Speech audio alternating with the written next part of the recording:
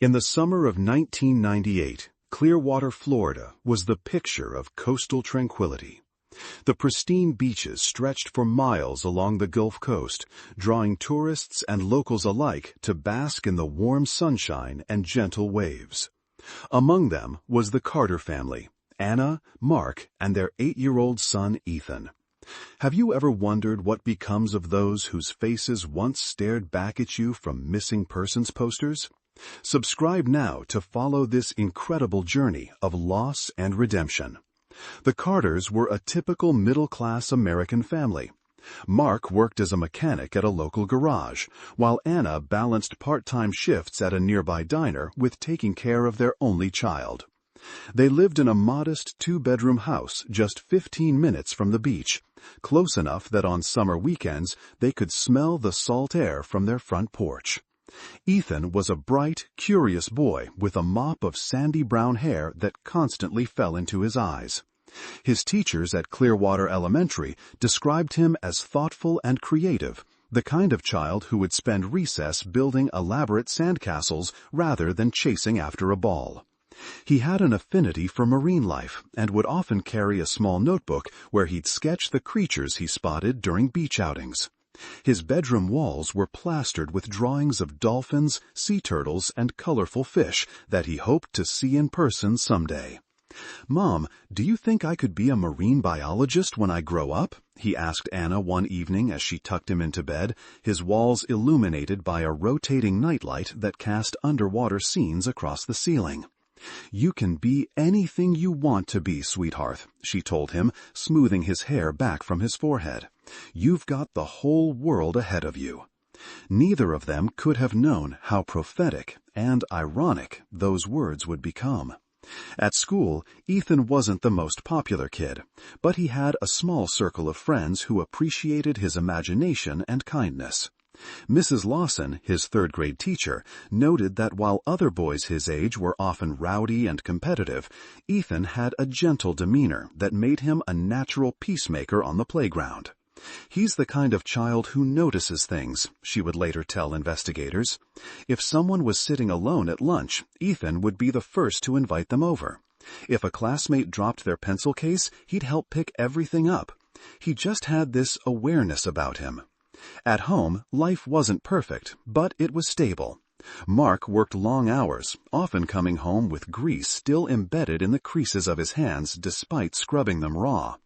Anna juggled her waitressing shifts to ensure one of them was always available for Ethan. Money was tight, but they managed. Their biggest indulgence was their annual 2-week vacation during the summer, when Mark would take time off and they'd spend every day at the beach, just a short drive from their home. "It's not Disney World," Mark would joke, "but the price is right and the view ain't bad either." Those beach days were sacred to the Carters. Anna would pack a cooler with sandwiches, fruit, and juice boxes. Mark would load their old station wagon with chairs, umbrellas, and Ethan's collection of beach toys. Ethan would bounce in the back seat, barely able to contain his excitement as they drove the familiar route to their favorite spot on Clearwater Beach. The summer of 1998 had been particularly beautiful. The temperatures were warm but not oppressive, and afternoon thunderstorms, a Florida staple, had been mercifully infrequent. The Carters had settled into their vacation routine with ease. They'd arrive at the beach by 9 a.m., claim their usual spot near the lifeguard tower, and spend the day alternating between swimming, building sandcastles, and relaxing under the shade of their large beach umbrella. July 15th started like any other vacation day. The family arrived at the beach, set up their spot, and Ethan immediately began work on an ambitious sandcastle. By mid-morning, he'd created a sprawling fortress complete with moats, towers, and even a small bridge made from driftwood. "That's your best one yet, buddy," Mark said, admiring his son's handiwork. "Maybe we should take a picture to show your grandma when we visit next month." Ethan beamed with pride. His small hands caked with wet sand, a smudge of sunscreen still visible on his nose despite Anna's efforts to rub it in properly that morning. Around noon, the Johnsons, a couple the Carters had befriended over the past week, arrived with their beach gear. Their spot was just a dozen yards away, and the adults soon fell into easy conversation while Ethan continued to perfect his sandcastle. "I'm going to look for shells for the castle walls," Ethan announced, standing up and brushing sand from his blue swim trunks. "I need the flat ones that look like they could be bricks." "Stay where we can see you," Anna called after him, momentarily breaking from her conversation. "Not past the lifeguard tower, okay?" "I know, Mom," Ethan replied with the slight exasperation of a child who's heard the same warning countless times. The adults watched as he made his way down to the water's edge, where the receding tide had left a fresh line of shells. The beach was moderately crowded, busy enough for a weekday in summer, but not packed. There were families with young children, couples sunbathing, teenagers playing volleyball, and the occasional jogger passing by.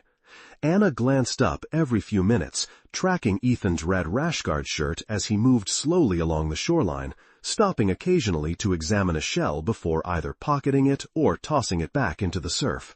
The last time she checked, he was maybe 50 yards away, still well within sight, still within the boundaries they'd established. When Mark offered to get drinks from the beachside concession stand, Anna nodded absently, her attention momentarily diverted to Mrs. Johnson's story about a neighbor's noisy renovation project. Mark returned about 10 minutes later, distributing cold sodas to the adults. "Where's Ethan's juice box?" Anna asked, suddenly realizing she hadn't checked on their son in several minutes. "I thought he was right here," Mark replied, scanning the area around their beach blanket. Anna stood up, shielding her eyes from the sun as she looked toward the spot where she'd last seen Ethan collecting shells. The red rash guard was nowhere in sight. "He was just down by the water," she said, a hint of concern creeping into her voice. "Maybe he walked a little further than usual." Mark set down his drink and joined her, both of them now scanning the beach in both directions.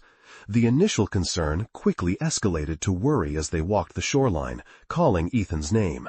Within minutes, worry transformed into panic. "Ethan!" Anna's voice rose above the ambient noise of the beach. "Ethan!"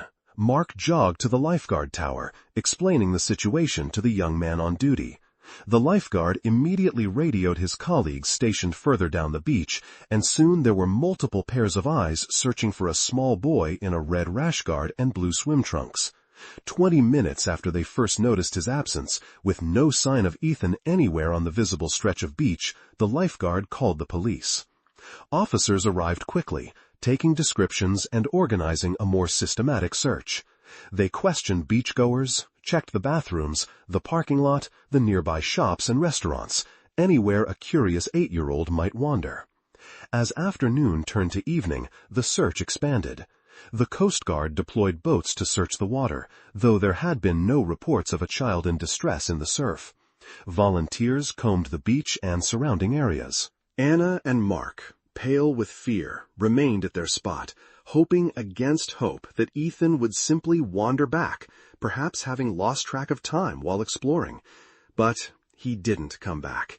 Not as the sun began to set, casting long shadows across the sand where his castle still stood, now partially eroded by the incoming tide. Not as the beach emptied of casual visitors, replaced by grim-faced searchers with flashlights.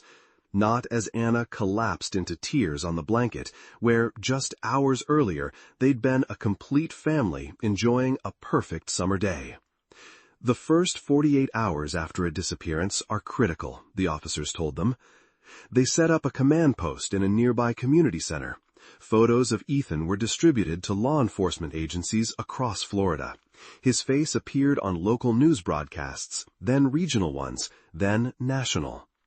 8-year-old Ethan Carter disappeared from Clearwater Beach yesterday afternoon while on vacation with his parents, the newscasters would say, as Ethan's school photo filled the screen. He was last seen wearing a red rash guard shirt and blue swim trunks. If you have any information, please contact the Clearwater Police Department. The Carters' modest home became the center of an investigation. Detectives interviewed family members, friends, neighbors, and Ethan's teachers.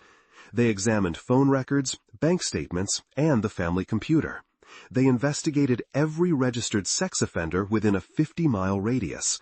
they explored every possibility, from accidental drowning to abduction to runaway, though everyone agreed that the last scenario seemed implausible for a contented 8-year-old on a family vacation. Anna and Mark barely slept, barely ate. They participated in searches, gave interviews, distributed flyers. They appeared at press conferences, Anna's voice breaking as she pleaded for her son's safe return. "Please," she said, clutching a stuffed dolphin that had been Ethan's favorite bedtime companion since he was 4. "If anyone has seen our son, if anyone knows anything at all, please come forward. And if someone has him," her voice caught on a sob, "please bring him back to us. He's our whole world." The community rallied around the Carters. Fundraisers were organized to support the search efforts and to allow Mark and Anna to take extended leaves from work. Volunteers continued to comb the area long after the official search had been scaled back. Psychics offered their services, claiming to have visions of Ethan's whereabouts, none of which led to concrete results. As weeks turned into months, the case gradually faded from headlines. New tragedies and disappearances demanded public attention. The Clearwater Police Department kept the case open, but acknowledged that with no new leads, active investigation was limited. For the Carters, life became divided into before and after. Before, when they were a typical family with ordinary dreams and everyday problems. After, when they existed in a perpetual state of limbo, neither able to move forward nor to go back. Anna eventually returned to work at the diner, though her once warm smile was now strained. Customers who knew her situation left generous tips and avoided asking about Ethan unless she brought him up first. Mark threw himself into his job at the garage, working longer hours than ever, as if physical exhaustion might somehow dull the constant ache of loss. Their marriage, once solid if unspectacular, began to fray under the weight of their shared grief. They attended counseling, joined support groups for parents of missing children, tried to find ways to cope with the uncertainty that defined their existence. But the question that haunted their every waking moment, "Where is our son?" remained unanswered. On the first anniversary of Ethan's disappearance, they held a small vigil on the beach. Friends, family, and community members gathered with candles as the sun set over the Gulf of Mexico. A local pastor offered prayers for Ethan's safety and for strength for his parents. Anna and Mark released 8 balloons, one for each year of their son's life, and watched as they drifted out over the water, becoming tiny specks against the darkening sky. "I still believe he's out there somewhere," Anna whispered to Mark as they stood at the shoreline, waves lapping at their feet. "I can feel it." Mark squeezed her hand but said nothing. His hope, once as boundless as his wife's, had begun to dim with each passing month of silence. The years that followed brought gradual, painful adjustment. The Carters eventually sold their house, unable to bear the sight of Ethan's empty bedroom with its marine-themed wallpaper and shelves full of untouched toys. They moved to a small apartment across town, donating most of Ethan's belongings to charity, but keeping a carefully curated box of mementos: his favorite books, the stuffed dolphin, his notebook of sea creature drawings, and the last school photo taken before he vanished. They established a small scholarship in Ethan's name at Clearwater Elementary, awarded annually to a student who demonstrated exceptional kindness and creativity, the qualities that had defined their son. It was a way to ensure that even as new students who had never known Ethan filled the classrooms, his spirit would somehow remain present. On Ethan's birthdays, they would visit the beach, bringing a small cupcake with a candle that they would light and then extinguish together. "Happy birthday, sweetheart," Anna would whisper to the wind, "wherever you are."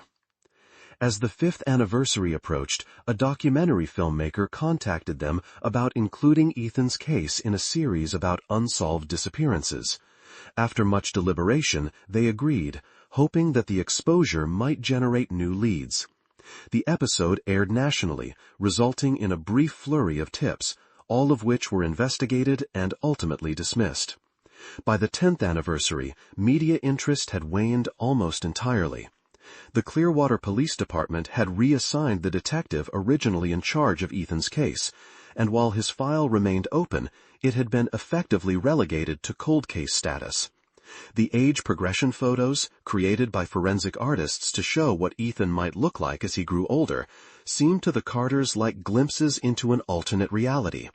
A reality where their son continued to exist, continued to grow, continued to live a life they could only imagine.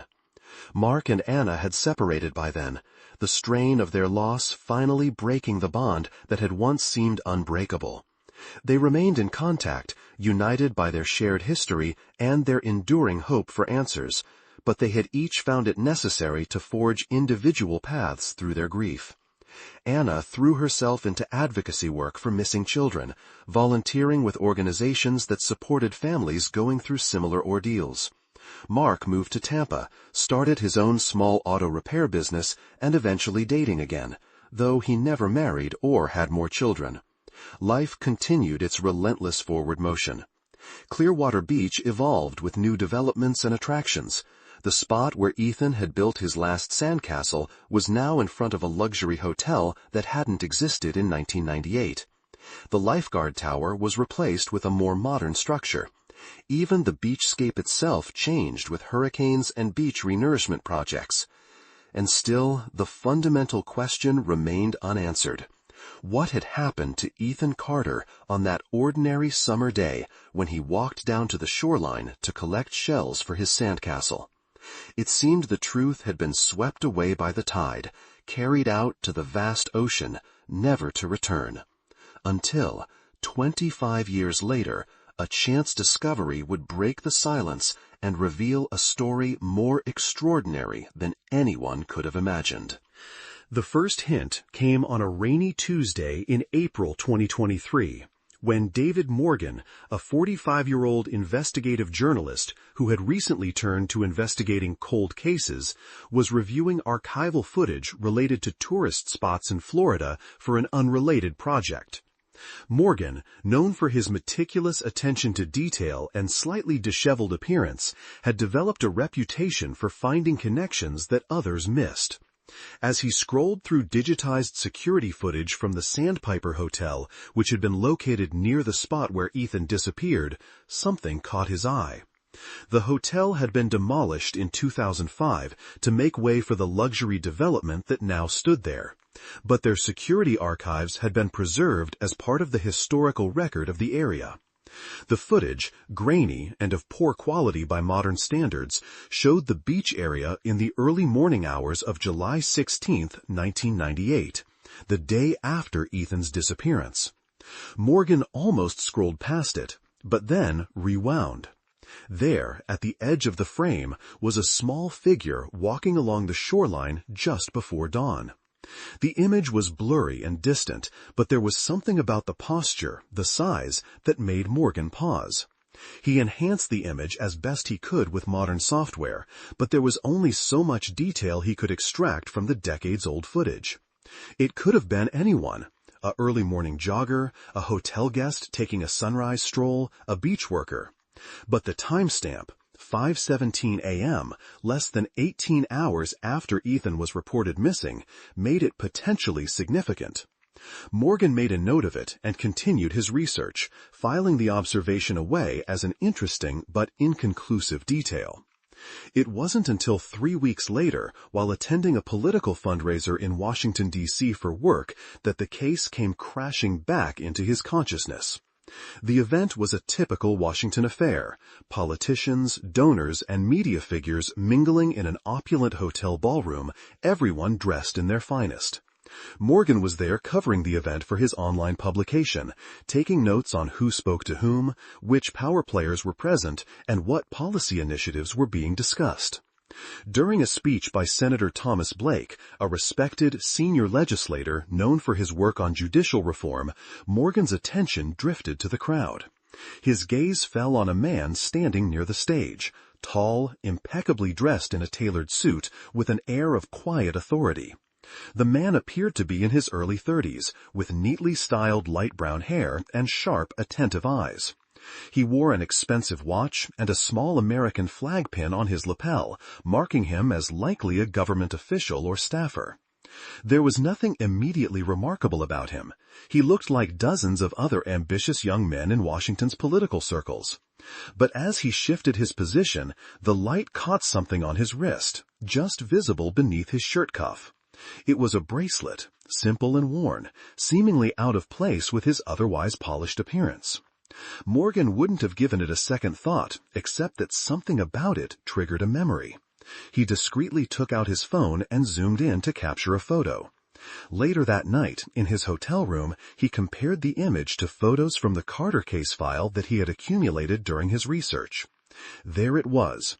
In a family photo taken just weeks before Ethan's disappearance, the 8-year-old boy was wearing a woven bracelet that his mother had bought him from a street vendor in Key West during a day trip. Anna Carter had mentioned it in her police statement, describing it as blue and white with small shells woven into the design. The bracelet on the wrist of the man at the fundraiser appeared strikingly similar, though Morgan couldn't be certain from the distance and quality of his hastily taken photo. Still, it was enough to pique his curiosity. He began to research the identity of the man he'd seen. It took only a few inquiries among his Washington contacts to learn that the man was Alexander Rhodes, a rising star in the Department of Justice who had recently been shortlisted for consideration as the next Attorney General of the United States. Rhodes had an impressive resume: Harvard Law School, clerkship with a Supreme Court justice, successful career as a prosecutor specializing in cases involving children, and most recently, a senior advisory position in the DOJ. What was most interesting to Morgan, however, was that Rhodes' official biography listed him as having been born in Chicago and raised primarily in Seattle. There was no mention of Florida in his background. His age was given as 33, which would align perfectly with how old Ethan Carter would be in 2023. Morgan knew he needed to tread carefully. Alexander Rhodes was a respected public figure, on the cusp of one of the most powerful legal positions in the country. Suggesting he might be a missing person based on a similar bracelet and a convenient age match would be irresponsible at best, potentially libelous at worst. He needed more evidence, more connections, before he could even consider pursuing this line of inquiry seriously. He decided to dig deeper into Rhodes' background, looking for inconsistencies or gaps that might suggest a hidden past. What he found was a man whose documented history seemed to begin rather abruptly at age 10, when he was adopted by the Rhodes family in Seattle, a respected judge and his wife who had been unable to have biological children. Prior to that, records were sparse, with his birth certificate listing his biological parents as deceased in a car accident in Chicago when he was 8. Morgan contacted the Chicago Records Office and requested verification of the death certificates for the supposed biological parents. The response came back negative. There was no record of the car accident described in Rhodes' background. This discrepancy, while concerning, wasn't conclusive. Record-keeping errors happened, especially decades ago. But, combined with the bracelet, the age match, and now this records anomaly, Morgan felt he had enough to at least bring his theory to the Clearwater Police Department. Detective Maria Sanchez, who had inherited the Carter case when the original investigator retired, listened to Morgan with initial skepticism. Cold cases attracted all manner of theories and supposed breakthroughs, most of which led nowhere. But as Morgan methodically laid out his findings, her professional interest was engaged.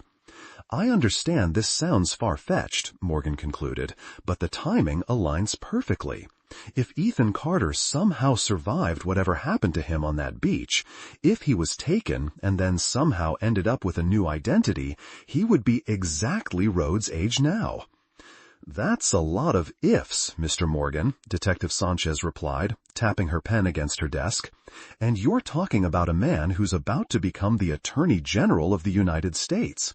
We can't just accuse him of being a missing person without rock-solid evidence." "I'm not asking you to accuse him of anything," Morgan said. I'm asking you to investigate the possibility. Isn't that what you do for families like the Carters who have waited decades for answers? That argument resonated with Sanchez, who had seen firsthand the toll that uncertainty took on families of missing persons. She agreed to review the case file again and to look into the information Morgan had provided about Rhodes. Within days, the investigation had taken on new life. The police obtained clearer images of Rhodes from public appearances and compared them with the age progression photos of Ethan Carter that had been created over the years. Facial recognition software indicated significant similarities, though not conclusive enough to be considered proof. They also tracked down former teachers and neighbors who had known Ethan, showing them current photos of Rhodes and asking if they saw any resemblance to the boy they had known. The responses were mixed. Some saw no similarity at all, while others thought there was something familiar in the eyes, the smile, or certain expressions. Mrs. Lawson, Ethan's third-grade teacher, now in her 70s and living in a retirement community in St. Petersburg, studied the photo of Rhodes for a long time. "There's something about the way he holds himself," she said finally. "Ethan was always so composed, so aware, even as a little boy. This man has that same quality." It wasn't evidence, but it was another small piece of the puzzle. Meanwhile, Morgan continued his own investigation, discreetly reaching out to former classmates of Rhodes from his time at boarding school and Harvard.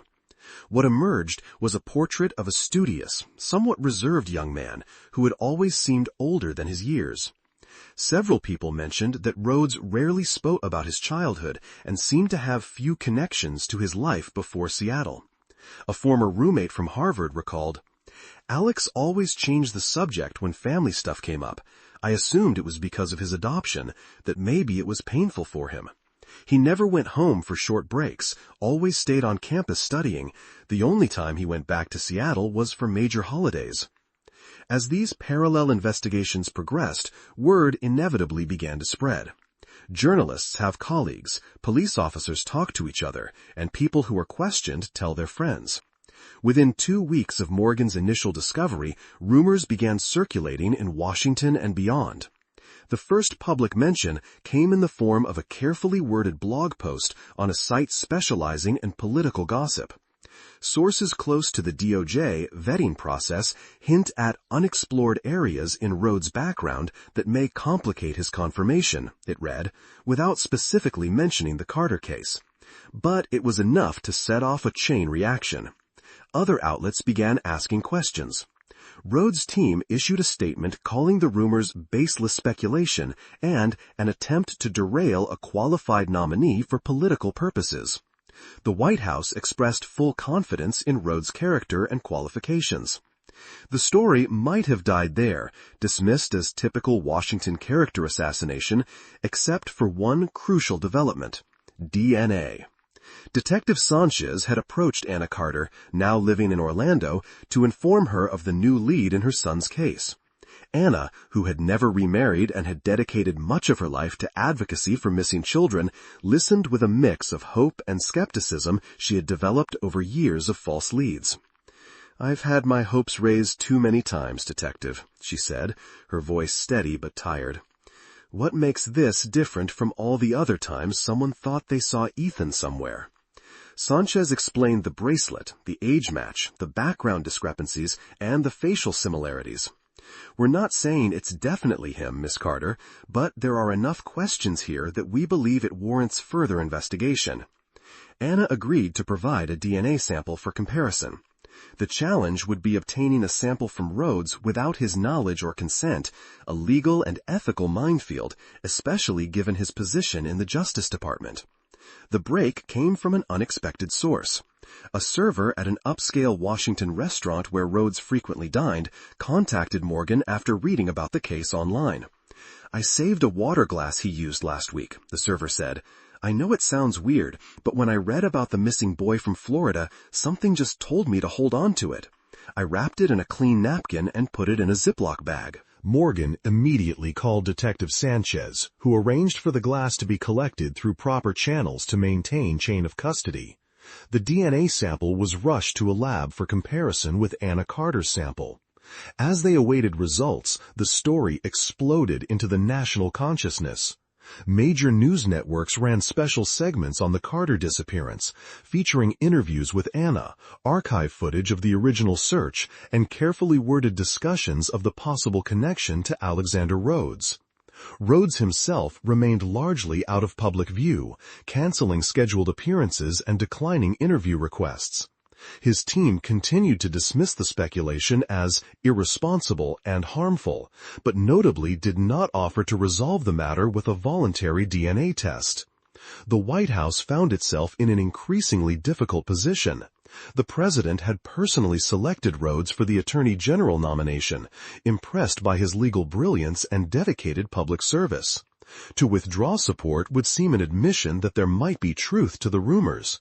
To proceed with the nomination amid the growing controversy risked significant political capital. Mark Carter, who had been living a quiet life in Tampa running his auto repair shop, found himself thrust back into the media spotlight. Reporters camped outside his business, asking for his thoughts on the possibility that his long-missing son might not only be alive, but on the verge of becoming one of the most powerful legal figures in the country. "I just want the truth," he told them, his face weathered by years of hard work and harder emotions. "Whatever that truth is, after all this time, I just want to know what happened to my boy." The pressure on all sides was intense. Legal experts debated the ethics of the situation on cable news. Privacy advocates questioned the propriety of obtaining DNA without consent. Political analysts speculated about the impact on the upcoming confirmation hearings. And through it all, the fundamental human story captured the public imagination. Could a child who vanished without a trace from a Florida beach have somehow transformed into a brilliant legal mind poised to become the nation's top law enforcement officer? If so, what extraordinary circumstances could possibly explain such a journey? 7 agonizing days after the samples were submitted, the lab results came back. Detective Sanchez received the report first, reading it multiple times to ensure she understood the implications fully. She then called Anna Carter. "Miss Carter," she said, her professional demeanor barely containing her amazement, "the DNA comparison shows a 99.9% probability of a parent-child relationship between you and the sample obtained from Alexander Rhodes." There was silence on the line, then a soft sound that might have been a sob or a gasp. "Are you telling me," Anna finally whispered, "that Alexander Rhodes is my Ethan?" "Based on the DNA evidence, yes, that appears to be the case." The confirmation set off a chain of events that moved with staggering speed. The Department of Justice was officially notified of the findings. The FBI became involved, given the interstate nature of the case and the high-profile individuals concerned. The White House issued a statement that the president was deeply concerned and awaiting further information before commenting on Rhodes' nomination. And in the early hours of a Tuesday morning, as the sun was just beginning to rise over the Capitol, FBI agents arrived at Alexander Rhodes' Georgetown townhouse with a warrant to question him regarding his true identity. What happened next would shock the nation and forever change the lives of everyone involved in this extraordinary case. Rhodes did not resist the agents or deny the DNA evidence when presented with it. Instead, he asked for 24 hours to prepare a public statement, which was granted under careful supervision. The next day, he appeared at a hastily arranged press conference at the Department of Justice, facing a room packed with journalists and cameras broadcasting live across the country. He stood at the podium, immaculately dressed as always, but with a visible weariness in his eyes that hadn't been there before. The room fell silent as he began to speak. "Good afternoon," he said, his voice steady but subdued. "My name is Alexander Rhodes. For the past 23 years, that has been my legal identity, my professional identity, and my personal understanding of who I am. Yesterday, I was presented with DNA evidence suggesting that I am also Ethan Carter, a child who disappeared from Clearwater Beach, Florida in 1998. He paused, taking a sip of water before continuing. This revelation has been as shocking to me as it has been to the public. I have spent the last 24 hours attempting to reconcile what I know of my life with this new information. I want to be clear. I have no conscious memory of being Ethan Carter. My earliest clear memories begin around age 10, when I was living with Judge William Rhodes and his wife Margaret in Seattle. The room remained silent, reporters too captivated by his words to even type notes. I have always known I was adopted. My parents, and I still consider William and Margaret Rhodes my parents, told me that I had been orphaned in a tragic accident and that they had adopted me through a private arrangement facilitated by a family friend who worked in child services. They gave me love, stability, education, and opportunities for which I have always been profoundly grateful. Rhodes gripped the edges of the podium, his knuckles whitening slightly. I never had reason to question the story of my origins. There were gaps in my early childhood memories that I attributed to trauma from losing my biological parents. My adoption records appeared to be in order. I excelled in school, went to college and then law school, and built a career dedicated to justice and public service. He looked directly into the cameras now, his expression a complex mixture of confusion, determination, and vulnerability that few had ever seen from the typically composed attorney. I now find myself in the extraordinary position of discovering that my life may have been built on a foundation of untruth. I do not yet know how I came to be separated from my biological family in Florida, or how I ended up in Seattle. I do not know if my adoptive parents were aware of my true identity. Judge Rhodes passed away 5 years ago, and Margaret has been suffering from advanced Alzheimer's for the past 3 years, unable to provide clarity on these questions. Rhodes took another drink of water, his hand visibly trembling now. What I do know is this. I am committed to discovering the full truth, whatever it may be. I have already spoken briefly by phone with Anna Carter, the woman who DNA confirms is my biological mother. That conversation was brief and emotional for both of us. We have agreed to meet in person once the initial shock has subsided somewhat. He straightened his shoulders, the professional demeanor that had carried him through countless courtroom battles reasserting itself. In light of these unprecedented circumstances, I am withdrawing my name for consideration for the position of Attorney General. While I believe my legal qualifications remain undiminished, it would be inappropriate to pursue confirmation while such fundamental questions about my identity remain unanswered. Rhodes concluded with a request for privacy for all involved as they navigated this extraordinary situation, then left the podium without taking questions, escorted by FBI agents who were now responsible for both protecting him and continuing the investigation into how Ethan Carter had become Alexander Rhodes. Journalists, amateur sleuths, and law enforcement agencies all began digging into the mystery of what had happened on that beach 25 years earlier and the remarkable journey that had followed. The reunion between Anna Carter and the man who was simultaneously Alexander Rhodes and her son Ethan took place 3 days later at a secure FBI facility in Washington. Mark Carter flew in from Tampa to be present as well, the former couple united by circumstances neither could have imagined. The meeting was private, but those who witnessed it described a scene of profound emotion. Anna, now in her mid-50s, with streaks of gray in her once blonde hair, approached Rhodes cautiously, as if afraid he might disappear again if she moved too quickly. Mark hung back, his weathered face a mask of conflicting emotions. "I've imagined this moment for 25 years, Anna said, her voice barely above a whisper, "but never like this."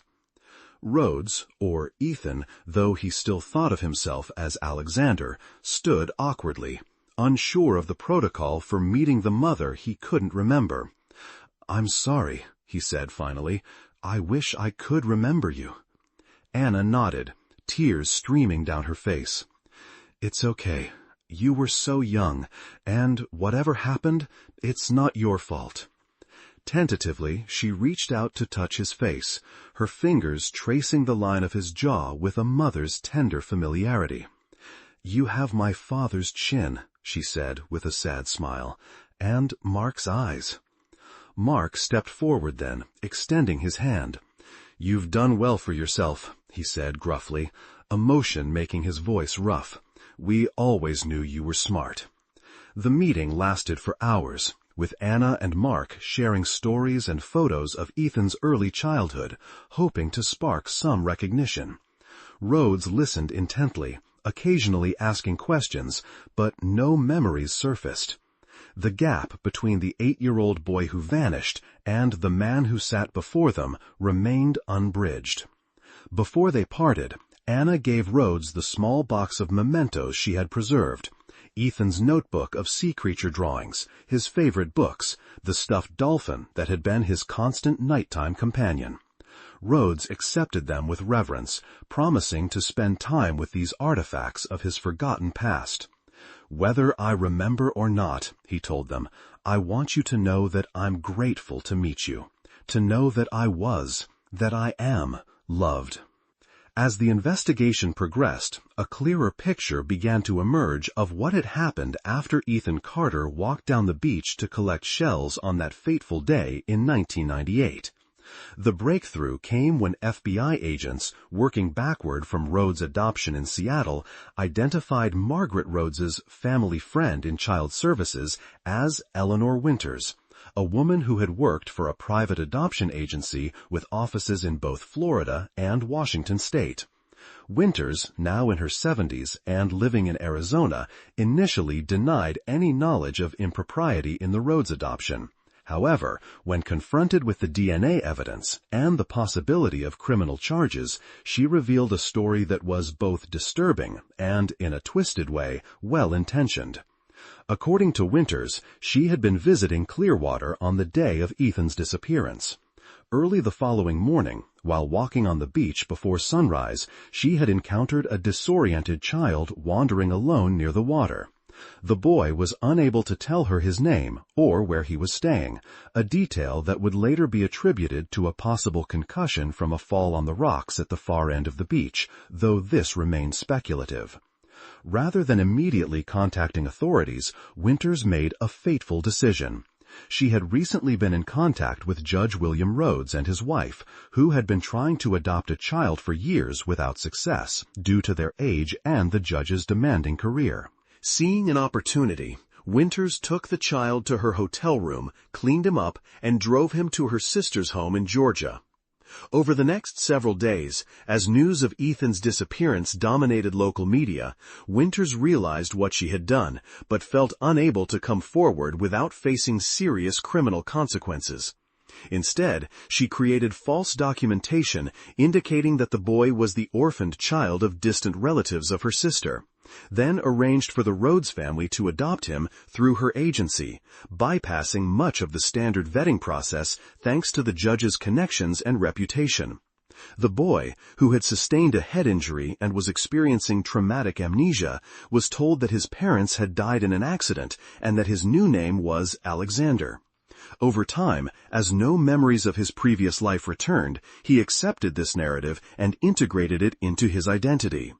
This account, while explaining the basic mechanics of how Ethan became Alexander, left many questions unanswered. Why hadn't the boy been able to identify himself initially? Why hadn't his memory returned over time? And perhaps most disturbingly, how had Judge Rhodes and his wife, both highly educated and presumably ethical people, accepted such a suspicious adoption arrangement?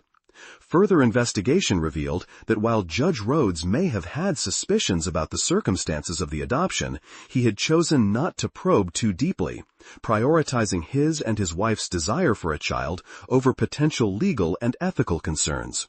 Whether he ever knew the full truth remained unclear, as both he and his wife had documented histories of charitable work with children and no other indications of criminal behavior. For Rhodes himself, the revelations were profoundly disorienting.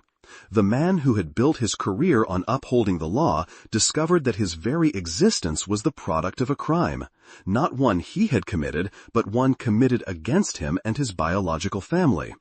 In the months that followed, Rhodes underwent extensive therapy to process this new understanding of his life and to attempt to recover any buried memories of his early childhood.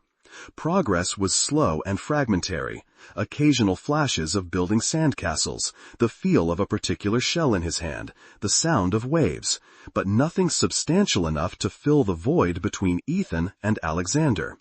The case prompted a national conversation about adoption practices, identity, and the long-term impacts of childhood trauma. It also brought renewed attention to other long-term missing children's cases, with several families finding new hope that their loved ones might still be alive, perhaps living under different identities. For the Carters, the discovery of their son's fate brought a complex mixture of emotions. The joy of knowing Ethan was alive and had thrived was tempered by the grief for all the years lost, all the milestones missed. They had not seen his first day of high school, his graduation, his evolution into the accomplished man he had become. Those memories belonged to the Rhodes family, who had raised him as their own, unaware of his true origins. Anna expressed this bittersweet reality in a television interview 6 months after the revelation. "I'm grateful beyond words that he's alive and that he's had a good life," she said. "But there's also this hollow feeling, knowing that someone else got to be his mother during all those important years. I don't blame Margaret Rhodes. She loved him and raised him well. But I can't help wondering what might have been." Mark, more stoic but no less affected, focused on building a relationship with his adult son in the present rather than dwelling on the past. "He's here now," he said simply. "That's what matters." As for Alexander Rhodes, who decided to legally maintain that name while acknowledging his birth identity as Ethan Carter, the process of reconciling his two lives became the defining challenge of his existence. He put his legal career on hold temporarily, focusing instead on writing a memoir about his extraordinary journey and advocating for improved missing children protocols and adoption transparency. When asked in an interview whether he considered himself Ethan or Alexander, he replied thoughtfully, "I am both and neither. Ethan is the foundation upon which Alexander was built, but Alexander is the man I know myself to be. I'm learning to integrate these identities, to understand that my life didn't begin at age 10 as I once believed, but that it also didn't end at age 8 as my biological parents feared." The bracelet that had first caught David Morgan's attention remained on Rhodes' wrist, a tangible connection to his first life, a talisman that had somehow stayed with him through his extraordinary transformation. When asked why he had kept it all these years, Rhodes admitted he wasn't entirely sure. "Something about it always felt important," he said. "I told people it was a gift from a childhood friend, which I suppose wasn't entirely untrue. It was a gift from my mother to her child, a connection that persisted even when memory failed." 1 year after the DNA confirmation, Rhodes made a pilgrimage to Clearwater Beach with both sets of parents, Anna and Mark Carter, and Margaret Rhodes, who was having a rare lucid day despite her advancing Alzheimer's. They stood together on the sand near where Ethan had disappeared, an unlikely family united by extraordinary circumstances. As the sun began to set over the Gulf of Mexico, casting long shadows across the beach, Rhodes walked down to the water's edge alone. He bent down and began collecting shells, just as he had done 26 years earlier as an 8-year-old boy named Ethan. The simple action triggered something, not a full memory, but a feeling, a sense of déjà vu so powerful it momentarily took his breath away. He returned to the group with a handful of shells and began arranging them in the sand. Without thinking, his hands formed the outline of a castle, a skill he hadn't known he possessed, a muscle memory from a time beyond his conscious recollection.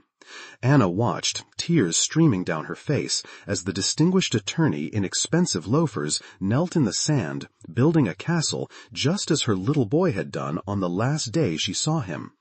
Mark placed a supportive hand on her shoulder, his own eyes glistening. Margaret Rhodes sat in her wheelchair, confused but smiling gently at the man she had raised as her son. "I used to do this a lot, didn't I?" Rhodes asked, looking up at Anna and Mark. "Every time we came to the beach," Anna confirmed. "You said you were going to build the biggest sandcastle in Florida one day." Rhodes smiled, a genuine smile that transformed his serious face into something younger, more carefree. "I guess I built something else instead." As the last light faded from the sky, the unlikely family gathered closer together, connected by loss and discovery, by absence and presence, by the extraordinary journey of a boy who disappeared from a beach and returned 25 years later as a man shaped by two different lives. In the years that followed, Rhodes would indeed return to public service, though not as Attorney General.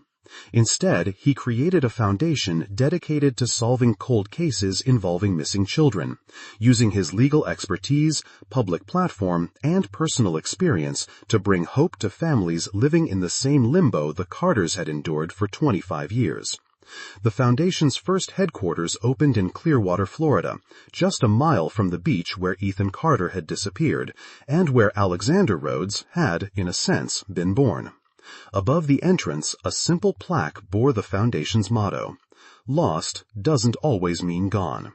For the thousands of families still waiting for answers about their missing loved ones, the Carter-Rhodes case became a source of hope, a reminder that sometimes, against all odds, the lost can be found, the missing can return, and the broken pieces of a family can, however imperfectly, be put back together again.